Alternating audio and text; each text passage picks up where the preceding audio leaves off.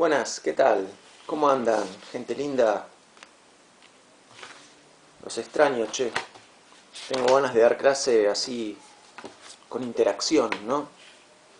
Riéndonos juntos, juntes, o como lo quieran decir. Bueno, está. Vamos a seguir con esto que es lo mejor que tenemos, ¿sí? Ok. Eh, bueno, la vez pasada yo me extendí sobre el tema de animismo, artificialismo y finalismo. Iba a hablar sobre intuición y no lo hice, y hoy sí lo voy a hacer. Así que, tema de la clase de hoy, eh, o sea, el tema sería intuición, pero en realidad ya hablamos de la intuición, hace como 3, 4 clases, hablamos de la diferencia entre operaciones e intuiciones. Lo que vamos a ver hoy es, digamos, son características del chico preoperatorio que muestran claramente que su pensamiento es intuitivo, ¿sí? Entonces,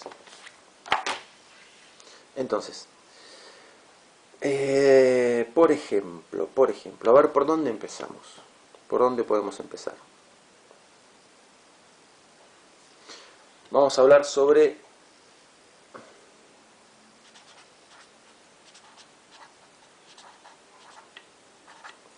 la comprensión de los números, ¿sí? La comprensión de los números.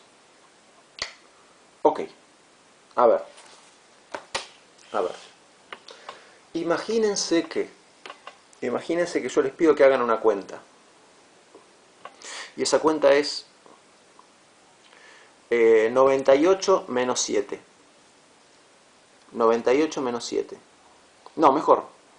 98 menos 30. Ahí va. Ahí me gusta más. 98 menos 30. A ver. 98 menos 30. ¿Le salió? Obviamente el resultado es 68. Bien.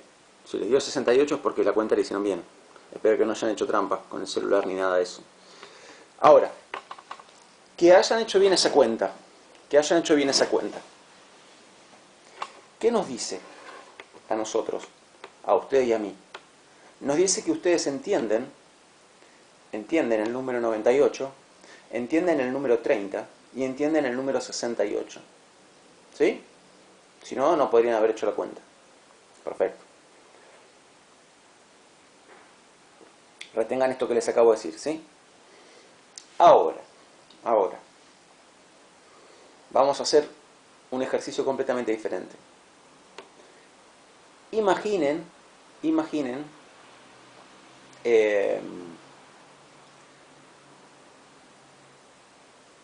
dos palomas volando en el cielo. Traten de imaginarlo, de visualizarlo mentalmente. Si quieren, cierren los ojos, lo que quieran. Imaginen dos palomas volando en el cielo. ¿Las pueden visualizar? ¿Las pueden ver en su imaginación esas dos palomas? Probablemente sí. Yo ahora les pido que en vez de dos, visualicen cuatro palomas. Cuatro palomas volando en el cielo. ¿Las pueden visualizar? Probablemente también. Si en vez de que visualicen 4, les pido que visualicen 6. ¿Las pueden ver? ¿Las pueden ver en su imaginación? Cerrar los ojos y ver esas 6 palomas. Yo puedo. Bien, y si en vez de 6 les pido que visualicen 19 palomas. 19 palomas. ¿Sí? Cierren los ojos y vean en su imaginación 19 palomas volando en el cielo. ¿Y las ven? No, no las ven. ¿Qué ven en su imaginación? Un montón de palomas volando en el cielo y ya. Pero ¿cómo? ¿Por qué pasa esto? Porque si yo les pido que... A ver, esperen, no quiero marearlos con explicación. A ver. Esperen, me freno. Iba a ir por un lado por donde me parece que no convenía ir.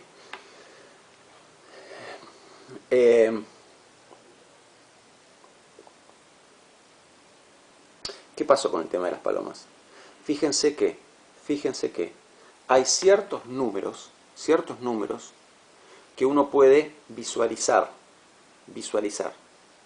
Uno puede visualizar 2 palomas, 2 naranjas, 2 hormigas caminando por la tierra. Sí. Uno puede visualizar 3, 4, 5, sí. 6 también. 7 puede ser. 8 quizás. 9 ya no estoy tan seguro. 10 ya es difícil.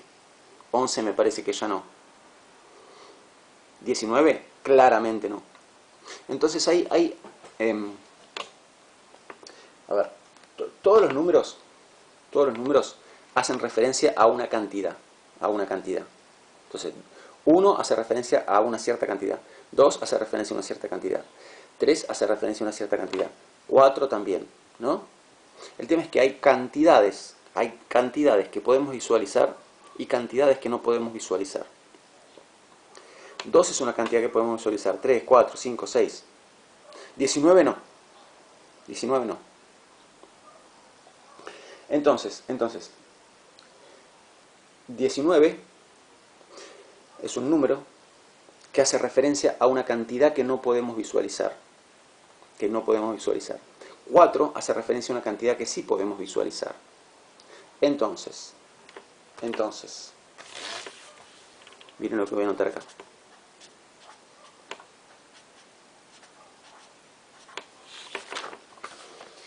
Números intuitivos.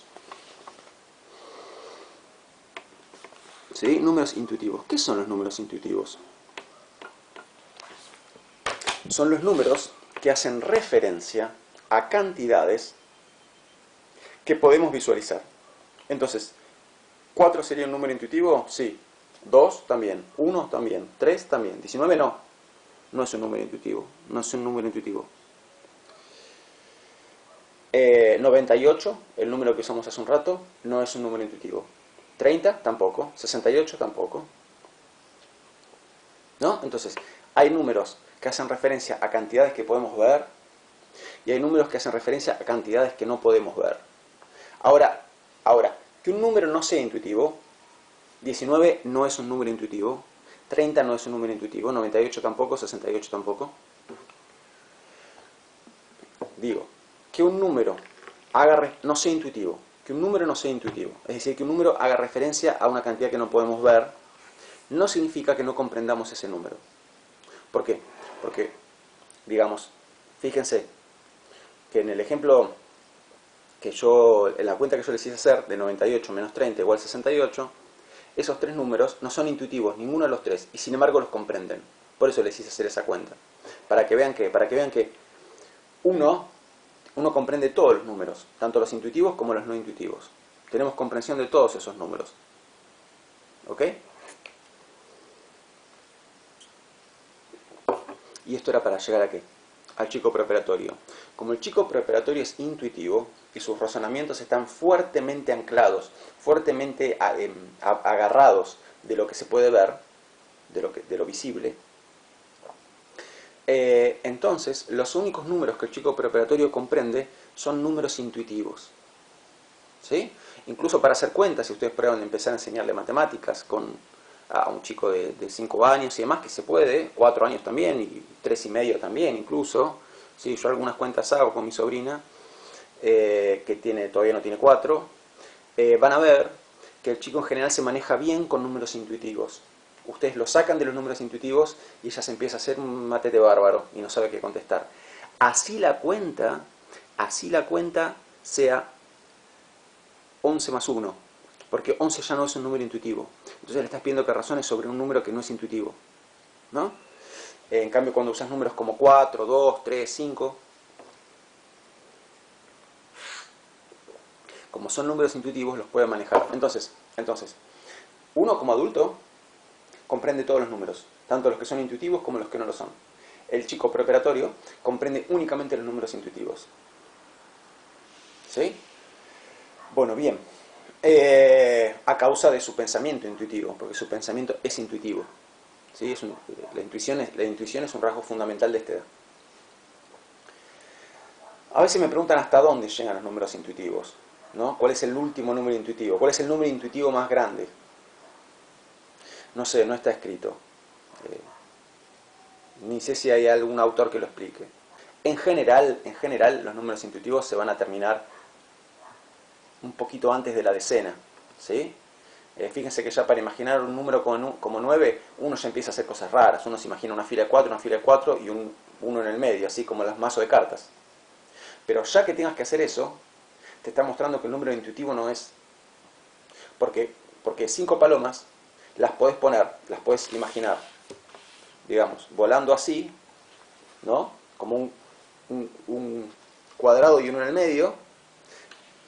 ¿Cómo las puedes imaginar volando así? Una bandada desordenada, qué sé yo. O así, uno en el centro, 2 para acá y 2 para ahí.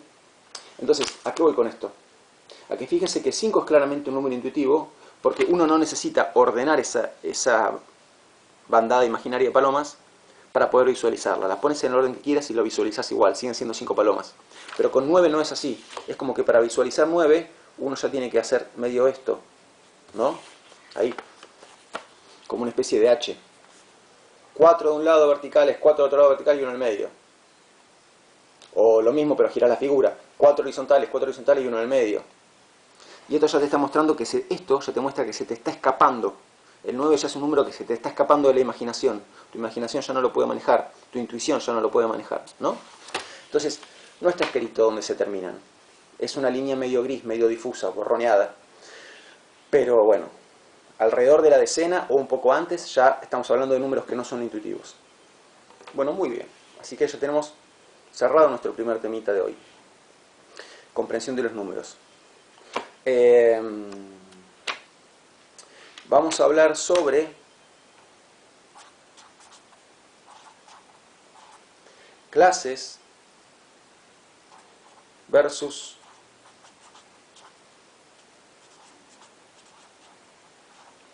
totalidades intuitivas. Perdón, en relación con lo anterior. ¿Cuándo un chico empieza a comprender números que ya no son intuitivos? ¿Cuándo empieza a comprender números que ya son 11, 12, 13, 14, 15, 16, etcétera? ¿No? En general, cuando entra en el estadio operatorio concreto. Entonces el chico operatorio concreto ya empieza a comprender números que van más allá de los intuitivos. Más allá de los intuitivos. Y si alguno o alguno de ustedes, con su hijo, hija, sobrino, sobrina, primito, primita, hizo ese truquito de enseñarle a contar hasta el 25, aunque tenga 3 años, y el chico dice 1, 2, 3, 4, 5, 15, 16, 17, 18, 19, y uno se lo muestra a los amigos para que vean que el chico es un pequeño Einstein. Mentira, lo único que le enseñaron es a recitar algo. Lo está recitando como si fuese una canción, digamos, como si fuese el Padre Nuestro. ¿Por qué? Porque pregunten a ese chico cuánto es 25 menos 2 y van a ver que no lo va a poder decir. No lo sabe. Lo único que sabe es recitar una tira de palabras, nada más, pero no significa que comprenda hasta el 25. Bueno, perdón por la herida narcisista. Y si tiene 3 años y 25 menos 4 te dice 21, sí es Einstein. Mándale a una escuela de superdotados. Bien, entonces. Clases versus totalidades intuitivas. Se los mostré, no me acuerdo si se lo mostré a la cámara. Bueno, ahí va. No sé, por la duda lo muestro. Clases versus totalidades intuitivas. Bueno, como siempre al explicar, no vamos derecho al grano, sino que vamos armando, preparando el terreno para dar después el golpe de gracia y que se entienda todo como de golpe, ¿no? Es un poquito mi método. Yo les voy dando los elementos y después los unimos y nos queda una buena comprensión, una comprensión sólida, bien armada de lo que estamos queriendo explicar. Entonces, empecemos hablando de esto, clases, ¿sí? Clases. Clases, el término clases acá equivale en realidad a lo que en matemática llamamos conjuntos. Se los anoto como para que quede claro. Las clases en realidad equivalen a los conjuntos. ¿Sí? Bien. Entonces, ¿cómo aprendíamos en matemáticas a armar un conjunto? No sé si se acuerdan, ¿no? Uno decía, suponete, el conjunto tal, conjunto R. No, R, a ver. A ver.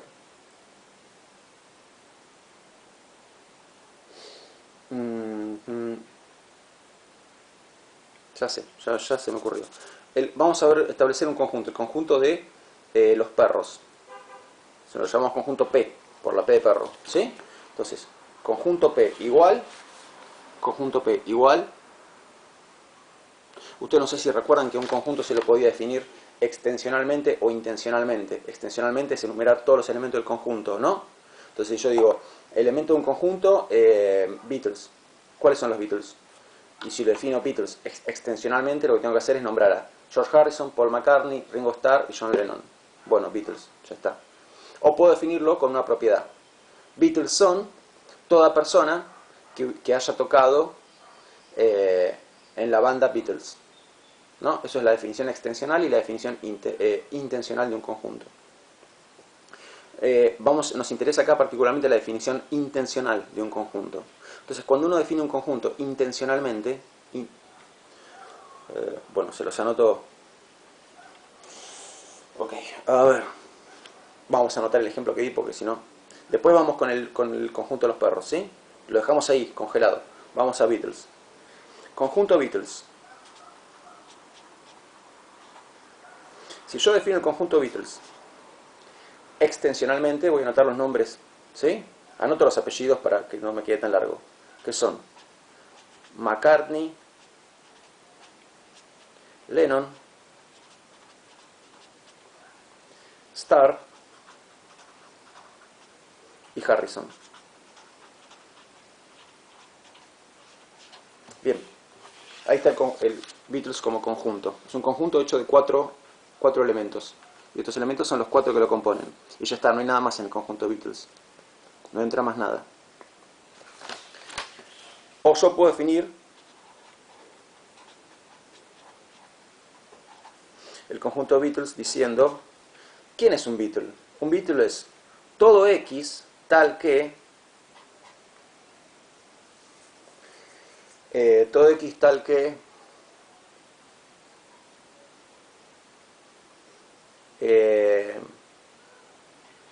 pasa que si yo digo todo X tal que X es un Beatle, es como en verdad es recursiva la definición, estoy como medio haciendo trampa. Vamos a decir, un Beatle es todo X tal que X tocó en la banda más famosa de Liverpool. Ahí está, ahí me gustó. Ahí me gustó más. Un Beatle es todo X tal que X tocó en la banda más famosa de, me estoy quedando sin fibrón, Liverpool. ¿No es cierto? Bien, ahí está. Porque la banda más famosa de Liverpool es una sola, no hay otra más que esa. ¿Y quiénes tocaron esa banda? Solamente 4 personas. Bueno, y otro más que estuvo y después se fue, pero bueno, está. Entonces, acá está el conjunto Beatles definido extensionalmente y el conjunto Beatles definido intencionalmente. Les voy a anotar entonces. A ver, definición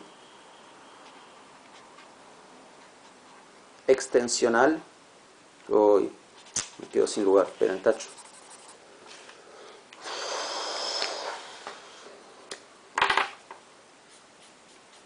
Ok.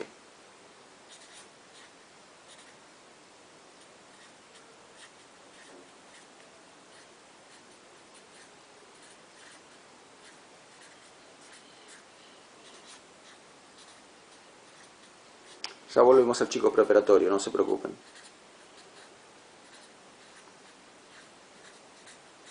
Entonces, hay dos maneras de definir los conjuntos. Extensionalmente o intencionalmente. ¿Sí? Extensionalmente o intencionalmente. Esta intencional va con S, no es como la intencional de intención. Eso va con C. Bien, entonces, los conjuntos se pueden definir extensionalmente o intencionalmente. La de arriba es una definición extensional. ¿En qué consiste? En enumerar los elementos del conjunto. Y la de abajo es una definición intencional. ¿En qué consiste la definición intencional? En decir cuál es la propiedad que determina que un elemento forme o no forme parte del conjunto. ¿Sí? Bien. ¿Estamos? Ok.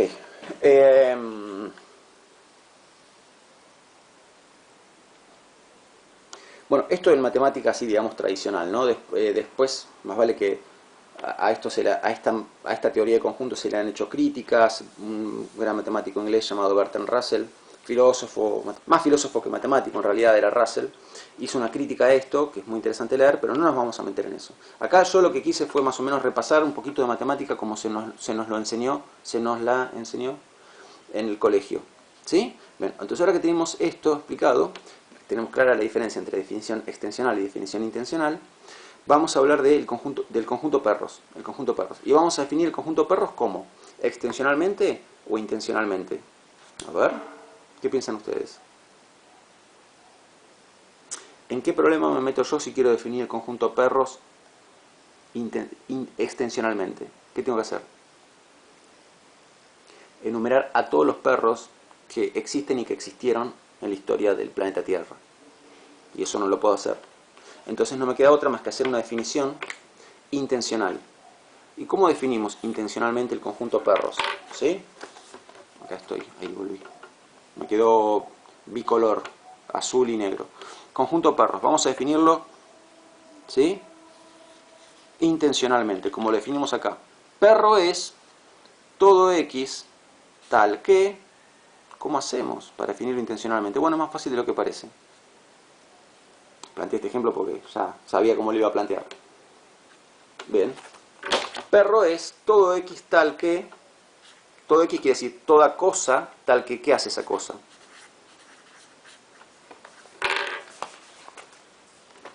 ¿Sí? Único animal que ladra en el planeta. El perro. De hecho, eso es lo que diferencia el perro del lobo, del coyote, del zorro. El lobo, el coyote y el zorro no ladran. Son de la misma familia, son cánidos, pero no ladran. Entonces, perro es todo X tal que X ladra. ¿Sí? Entonces, tradicionalmente, en matemáticas, ¿cómo se define un conjunto? Un conjunto se define estableciendo una propiedad que determina qué elementos forman parte del conjunto y qué elementos no forman parte del conjunto.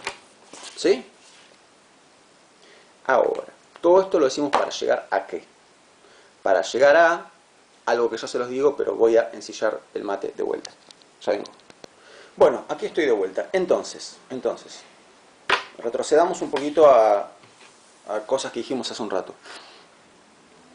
Yo le dije que el tema del que quiero que hablemos ahora es de clases versus totalidades intuitivas. Le dije que clases es sinónimo de conjuntos. ¿Sí? Bien. Entonces, ¿a partir de qué momento el chico puede comprender esto que hicimos acá? Todo X tal que X ladra. Todo X tal que X tocó en la banda más famosa de Liverpool. O sea, ¿a partir de qué momento el chico puede armar conjuntos? Establecer conjuntos en base a un criterio. Ese criterio va a determinar qué elementos forman parte del conjunto y qué elementos no forman parte del conjunto. Entonces, en sí, comprender lo que es un conjunto, ¿viene en qué momento de la vida? Viene más o menos a partir de los 7 años, porque el chico preparatorio no puede comprender lo que es un conjunto, o una clase, para usar la terminología de Piaget, clase, conjunto. Mientras todavía no pueden armar conjuntos, mientras todavía no puede comprender lo que es un conjunto, ¿con qué se maneja el chico? Con totalidades intuitivas. Totalidades intuitivas. Entonces, vamos a explicarlo con un ejemplo. Una vez más, el ejemplo es del método clínico crítico. Entonces, imagínense que un chico preparatorio, ¿sí? Un chico de 3 años, 4 años, 5 años, etc. Le muestro, yo tengo una bolsa, ¿sí? Llena de canicas, de bolitas. Son 50 en total. No le voy a hacer que cuente las canicas ni nada de eso. Son 50 en total. Esto se los cuento yo a ustedes, ¿no? Son 50 en total, de las cuales 45 son 50 en total, que son las 50 de madera. De las 50, 45 están pintadas de naranja y 5 están pintadas de azul.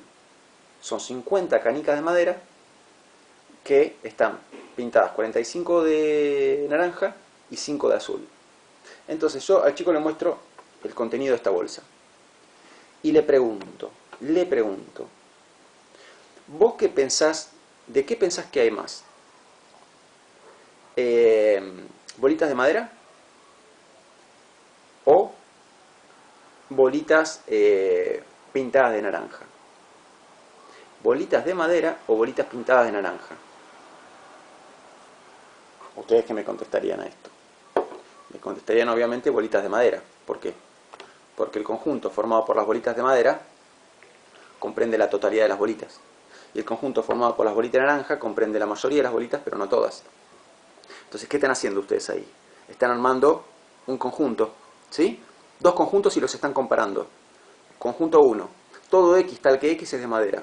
Conjunto 2, todo X tal que X está pintado de naranja. Una vez que armaron esos dos conjuntos, comparan el tamaño de esos dos conjuntos y se dan cuenta de que es mayor el conjunto que está formado por los X tal que X es de madera. Entonces me contestan de madera. Y está bien, es lo correcto. Hay más bolitas de madera porque hay 50 y pintadas de naranja hay 45. Bueno, pero eso lo pueden hacer ustedes porque ustedes entienden lo que es un conjunto y pueden armar un conjunto. Pueden definir la propiedad que determina la pertenencia de un elemento a un conjunto. Ok, el chico preparatorio no puede hacer eso. Entonces, ¿por qué sería? Por su intuición. Entonces, como no puede establecer una clase, establece una totalidad intuitiva. ¿Y qué es una totalidad intuitiva?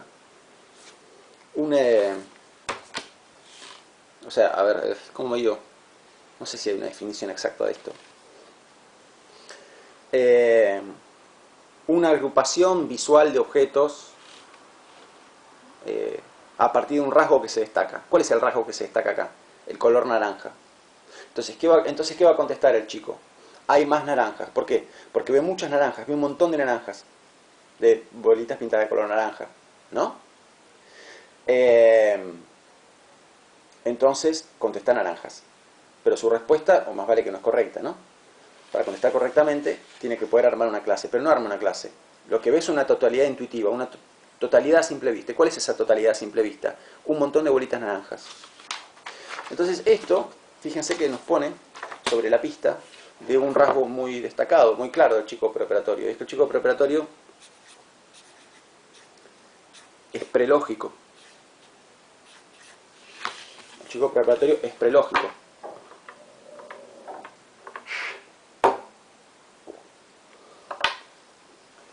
¿Sí? Entonces todavía no tiene lógica. ¿A partir de cuándo va a poder manejar? Se puede decir que a partir de cierta edad tiene una lógica rudimentaria, en fin, pero básicamente es prelógico.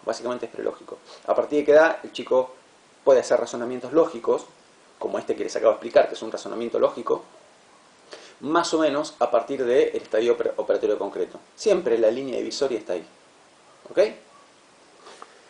Bueno, muy bien. Así que hablamos de los números, hablamos de las clases y las totalidades intuitivas. Y vamos a hablar ahora sobre las series. Porque la capacidad de...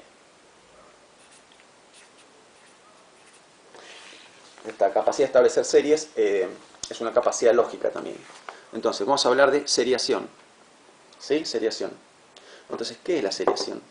La seriación es la capacidad de establecer series. ¿Y las series cómo se arman? Las series siempre se arman siguiendo un criterio lógico. No hay otra manera de armar una serie que no sea siguiendo un criterio lógico. Entonces, ¿cuál es un ejemplo de una serie? A ver, imagínense.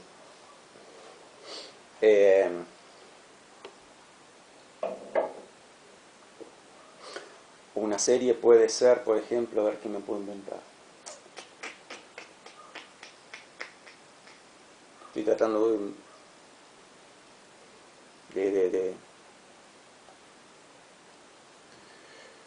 de pensar. A ver, vamos a inventar un ejemplo de Dragon Ball, ¿no? Vamos a ordenar personajes de Dragon Ball en base a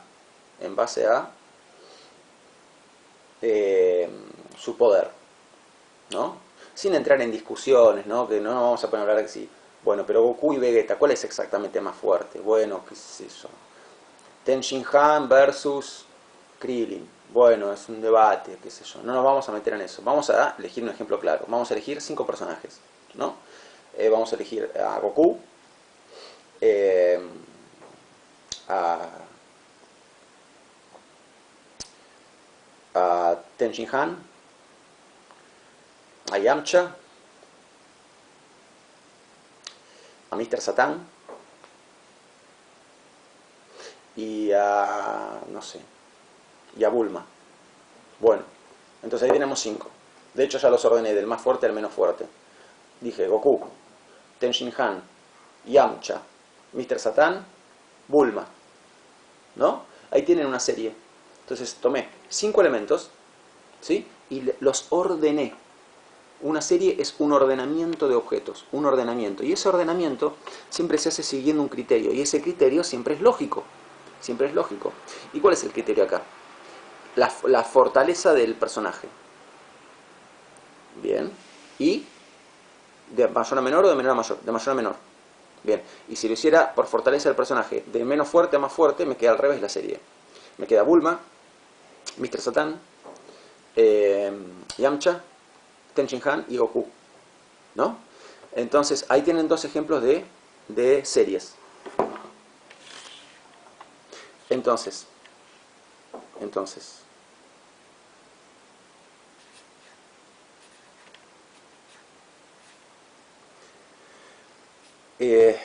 las series que yo les mostré recién como ejemplos son ejemplos de series asimétricas, ¿sí? Asimétricas.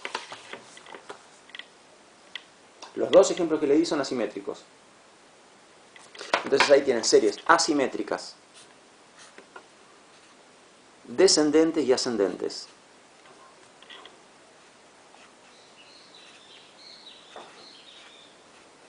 Me queda todo súper apretado en la hoja con este fibronazo que estoy usando. Voy a ver cómo puedo solucionar este problema. Entonces, series. Decía, tenemos series asimétricas descendentes. El primer ejemplo que les di es una serie asimétrica descendente. ¿Por qué? Porque la característica que estamos usando como criterio, ¿cuál es la característica que estamos usando como criterio para ordenar la serie? La fuerza del personaje, ¿no? Entonces, repito, toda serie es un ordenamiento de elementos u ordenamiento de objetos, como le quieran decir. Ese ordenamiento se hace en base a un criterio. En este caso el criterio es la fuerza. ¿Ok? Y ¿qué orden seguimos? ¿De mayor a menor? ¿De los que más fuerza tienen a los que menos fuerza tienen? ¿O de los que menos fuerza tienen a los que más fuerza tienen? Bueno, de los que más fuerza tienen a los que menos fuerza tienen. Entonces, la primera serie es asimétrica descendente, ¿no? ¿Por qué? Porque yo tengo un primer objeto, A, que es Goku, ¿no? Bien, Goku tiene más fuerza que Ten Shin Han. Ten Shin Han tiene más fuerza que Yamcha. Yamcha tiene más fuerza que Mr. Satan. Y Mr. Satan tiene más fuerza que Bulma. ¿No es cierto? Sí, los números, las letras obviamente me salieron horrorosas, pero me entiende la idea, ¿no? De mayor a menor. Y lo opuesto es obviamente una serie asimétrica ascendente. En una serie asimétrica ascendente, el rasgo que estamos tomando está, o sea, ordenamos los objetos en base a los que menos tienen ese rasgo hacia los que más tienen ese rasgo. Entonces nos queda al revés. Nos queda... uy, perdón, este signo, este lo hice al revés. Así. Ahí va. Bueno, ustedes me entienden. ¿Sí? Y en una serie asimétrica ascendente, lo que tenemos es lo contrario. ¿Cómo quedaría? Esperen.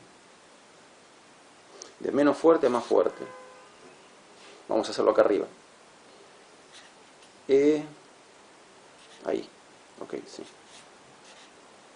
Ahí va. La hice acá arriba. Esto, miren, ahí. Eso me salió mal. Acá arriba, ahí, ¿sí?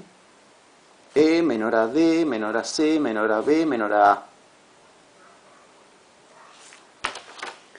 Bueno, ahora. Miren la serie que les voy a plantear. A ver, se me van a sorprender. Voy a usar los mismos personajes. Vamos a usar los mismos personajes, sí. ¿Cómo me quería armar esta serie?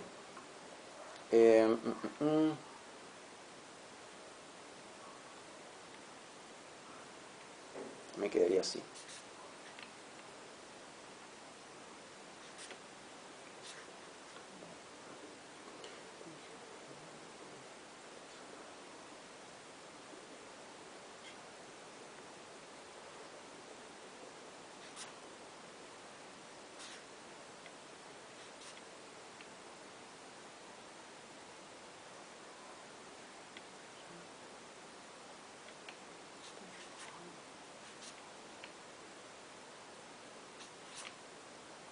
A ver.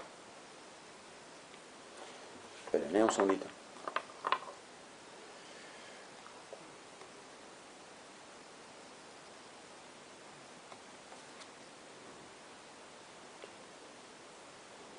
Sí, perfecto. Bien. Miren esta serie que hice acá. Los personajes son los mismos, ¿eh? La A representa... Bueno, vamos a anotarlo. La A representa a Goku. La B representa a Tenshinhan. La C representa a Yamcha. La D representa a Mr. Satan. Y la E representa a Bulma. ¿Sí? Bien.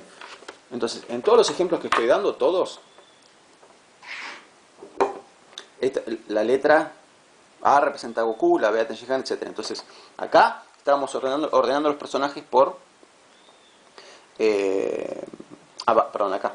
Ahí, de más fuerte a menos fuerte. Acá de menos fuerte a más fuerte. Y acá usé los mismos elementos, pero ¿qué orden establecí? Obviamente me estoy fijando en otra propiedad, ya no me estoy fijando en la fuerza, porque si el criterio que tomo es la fuerza del personaje, no me queda este orden.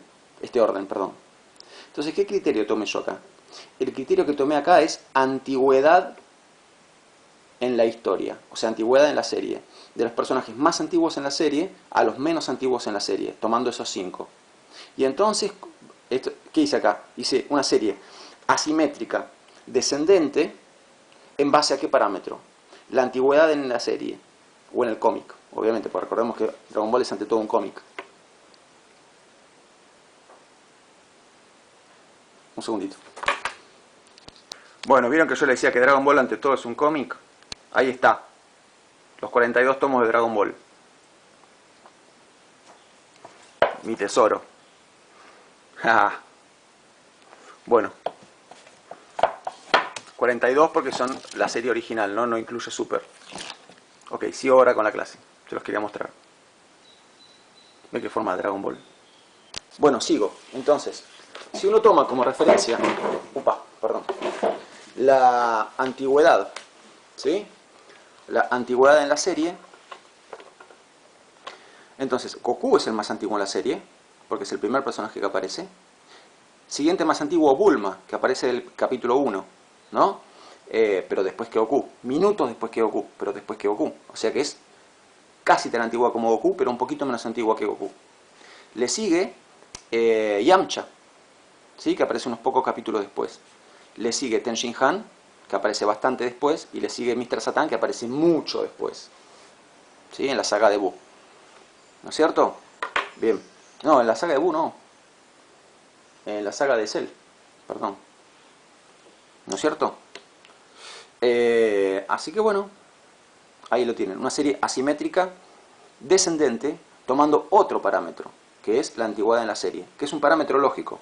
Yo podía armar tomar el mismo parámetro, pero armar una serie asimétrica ascendente. Entonces voy de los menos antiguos a los más antiguos. Y ahí me queda exactamente al revés. Arranco con Mr. Satan y sigo con los demás, ¿no?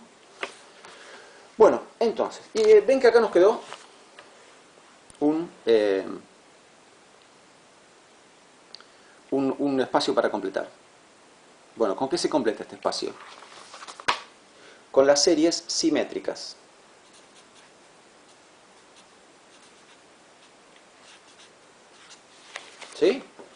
series simétricas. Ok. Entonces, ¿cuándo tenemos una serie simétrica? Tenemos una serie simétrica cuando... acá no me voy a tratar de matar explicándolo, ni voy a sacar un ejemplo de Dragon Ball. A ver, pensemos en lo siguiente.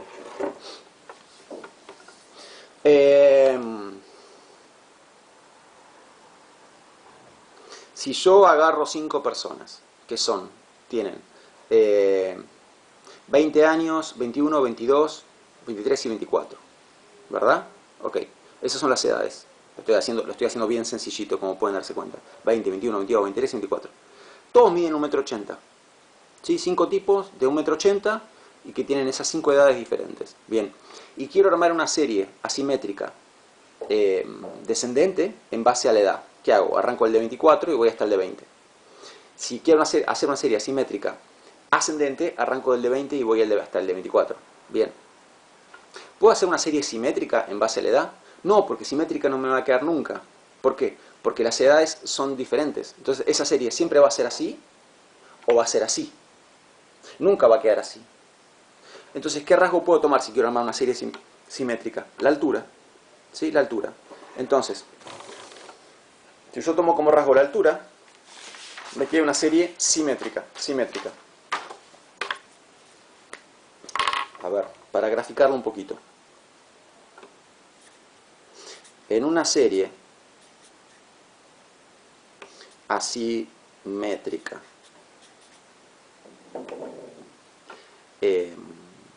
descendente,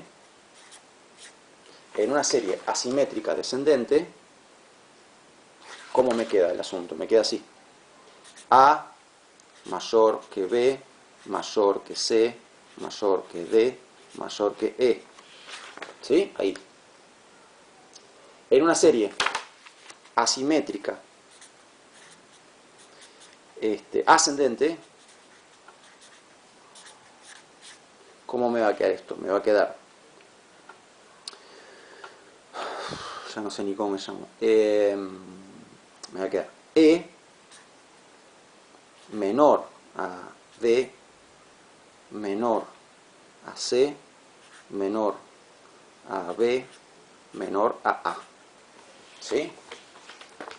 ¿Está bien? Digo, la inclinación la pongo para que se grafique más fácilmente el sentido en el que va la serie. Acá la serie va para abajo. Acá la serie va para arriba. ¿Ok? Bien. ¿Y qué pasa en una serie simétrica? Serie simétrica. Bueno, serie simétrica. Esta me queda una R que parece una B larga. Ahí, serie simétrica. ¿Sí? En una serie simétrica, todos los elementos de la serie están igualados en el rasgo. ¿Sí? Porque el rasgo que estoy tomando como criterio es igual en todos. Entonces yo A igual B igual C igual D igual E. No va ni para arriba ni para abajo. Y como el rasgo es igual, así como dice A, B, C, D, puedo poner C igual D, igual E, igual B, igual A. Y es lo mismo. ¿Sí? Porque el rasgo está igualmente presente en todos. ¿Ok? Bien. Y todo esto, una vez más, hicimos un largo rodeo y ahora tenemos que volver al chico preparatorio y operatorio concreto. Entonces, ¿qué tenemos que haber entendido hasta ahora? ¿Qué cosa es una serie? Número 1, ¿no? Una serie es un ordenamiento de objetos. Un ordenamiento de objetos o de elementos en base a un criterio lógico. ¿Sí? Entonces, la capacidad de establecer series es una capacidad lógica. Por lo tanto, ya sabemos, como yo les dije, que el chico preparatorio es prelógico, que el chico preparatorio no va a poder establecer series.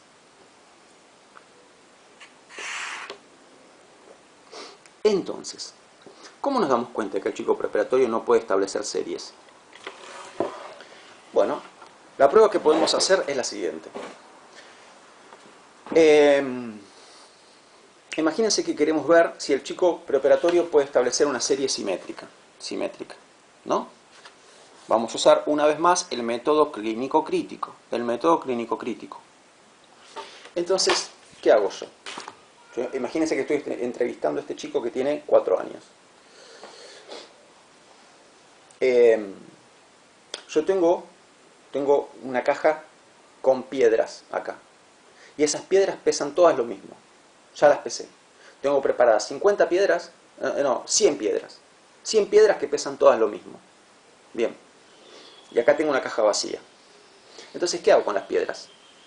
Saco 2 piedras. Y le doy las 2 piedras al chico a que las pese. Y se fije si alguna pesa más o menos que la otra o pesan igual. Bien. El chico las pesa y me dice, pesan igual. Perfecto. De las 2 piedras que le di, una la guardo en la caja vacía. Y ahora tiene una piedra. O la otra se la dejo. Saco de la caja, donde me quedaban 98 piedras, saco una más. ¿Me van siguiendo? Llena esta caja, vacía esta caja, saco 2, las pesa, le pregunto cómo pesan, me dice que pesan igual. Ok, una la tomo y la guardo acá. Le quedó una, saco una nueva y se la doy. Y le pido que pese a esta piedra nueva en comparación con la que ya tenía.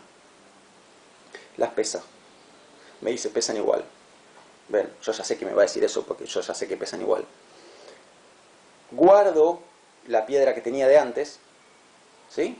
Le dejo la que le acababa de dar y saco una piedra nueva y le pido que las pese de vuelta. ¿Ok? Bien. Entonces, ¿qué estoy haciendo? Yo tengo acá piedras, fíjense, yo tengo acá piedras de la 1 a la 100. Entonces le hice pesar la piedra 1 y la 2, que pesan lo mismo. La 1 la guardé. No le pongo numerito porque sería como hacer trampa ponerle número. Le di la piedra 1 y 2. No le pongo numerito, ¿qué quiero decir? No le escribo numerito a la piedra, porque ahí ya se invalida totalmente la entrevista, ¿no?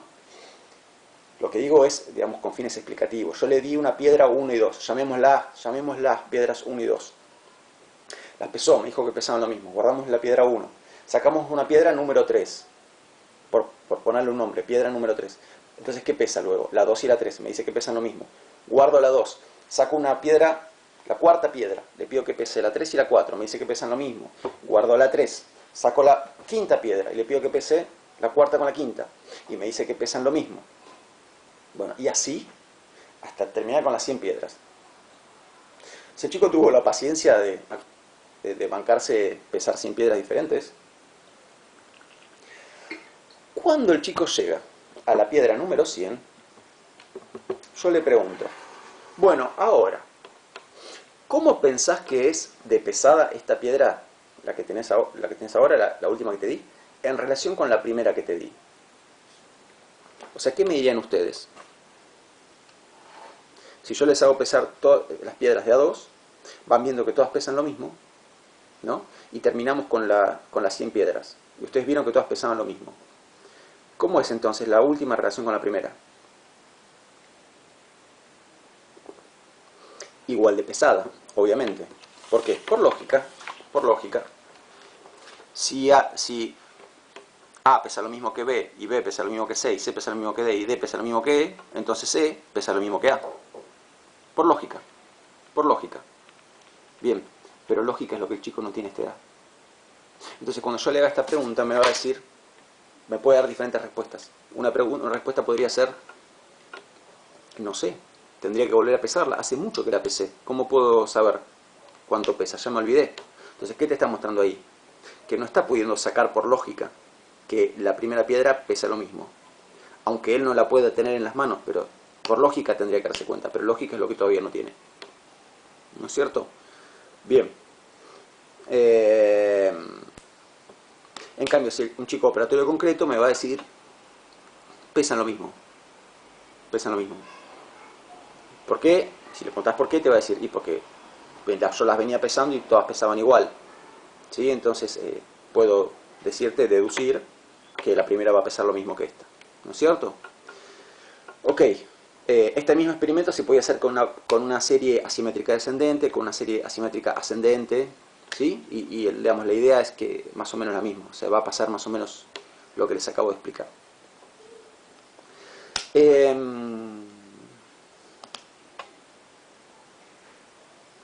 ¿Por qué el experimento tiene este formato? Este formato de que pese piedras y guardarlas. Porque si yo le dejo que el chico retenga las piedras, el chico las puede ir ordenando en la mesa. Ordenándolas sea que la serie sea, si la serie se van de mayor a menor, se van de menor a mayor, en menor a mayor. El punto es, si yo dejo que el chico conserve los objetos, ¿no? Pierde sentido el experimento. Lo que quiero ver es si él lo saca por lógica. Entonces la única manera de ver si él lo saca por lógica es que él no tenga los elementos ahí presentes. Y si él no tiene los elementos ahí presentes, lo único que le queda es usar la lógica para contestar. Y si tiene lógica va a contestar bien. Y si no tiene lógica, va a pensar que no es posible dar una respuesta. ¿No es cierto? Bueno, entonces esto es la seriación. Es la capacidad de establecer series. Es una capacidad lógica. Por lo tanto, está aproximadamente a partir de los 7 años. A partir de que el chico es operatorio concreto. El chico preoperatorio no puede establecer series. No tiene capacidad de seriación. Bueno, creo que por esta clase estamos. ¿Sí? Nos vemos la próxima. Chao.